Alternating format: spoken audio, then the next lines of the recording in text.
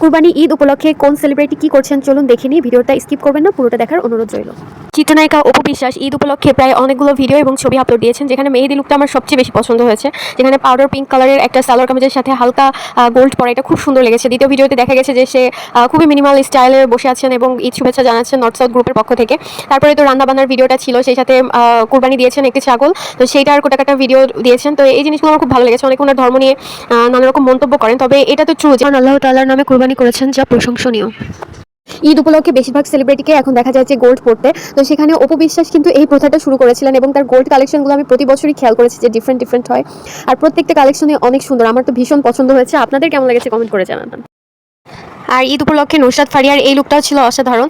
এমনিতে নুসরাত ফারিয়াকে আমার মেকআপ বাদেই কেন জানি বেশি সুন্দর লাগে। মেকআপ করলেও ভালো লাগে, বাট মেকআপ বাদে তাকে আমার খুব বেশি কিউট লাগে।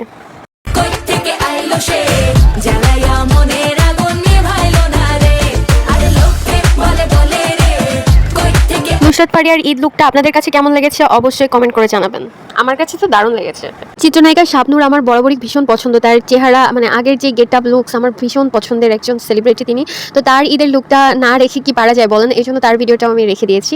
সেই সাথে এখন দেখবেন আমাদের অনেক ফেভারিট একজন অ্যাক্ট্রেস, সে হচ্ছে মেহজাবিন চৌধুরী। তো তার ঈদি লুকটাও আমার ভীষণ পছন্দ হয়েছে। তার এমনি স্টাইল সে খুব ভালো ক্যারি করে, সেই সাথে এই ব্লু ড্রেসটা তার ভিতরে খুব ভালো মানানসই ছিল। সেই সাথে বর্ষার ছবিগুলোও অসাধারণ আসছে। তো আমি চেষ্টা করছি যে ঈদে কে কেমন সাজলো সেটা দেখানোর জন্য।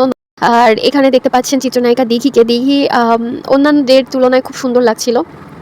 বিজয়ী বরকতুল্লাহকে তো আমার ভীষণ পছন্দের মানে সেলিব্রিটির মধ্যে উনি একজন, আর ওনার সাথে ওনার হাজব্যান্ড আছেন, দুজনই অনেক পপুলার, দুজনকেই খুব সুন্দর লাগছে। আর এবার দেখছেন জাইমা রহমানকে, সে তার ক্যাট জেবুর সাথে একটি ছবি আপলোড দিয়েছেন। যেমন মিথিলার তো রকস্টার মুভি এখন প্রতিটি হলেই চলছে। আপনাদের কাছে রকস্টার মুভি কেমন লাগছে অবশ্যই কমেন্ট করে জানাবেন।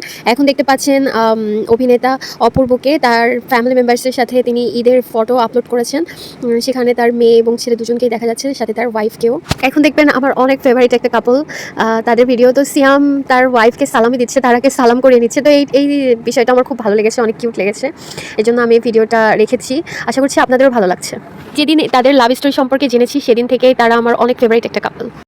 সকলের ফেভারিট শখ তো আস্তে আস্তে তার প্রিভিয়াস লুকে ফিরে যাচ্ছে, আস্তে আস্তে তাকে আগের মতোই সুন্দরই লাগছে, যদিও সে বরাবরই সুন্দর। আর এই ব্লু ড্রেসটাতে ঈদে তাকে আরও বেশি ব্লু ফেরি লাগছে।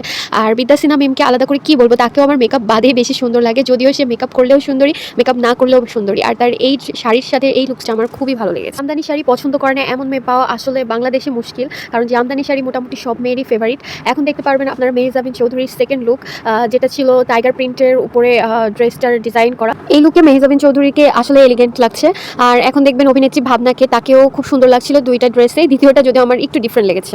আপনারা আর কোন কোন অভিনেত্রীর ফটো এবং ভিডিও ঈদ উপলক্ষে দেখতে চান অবশ্যই কমেন্ট করে জানান।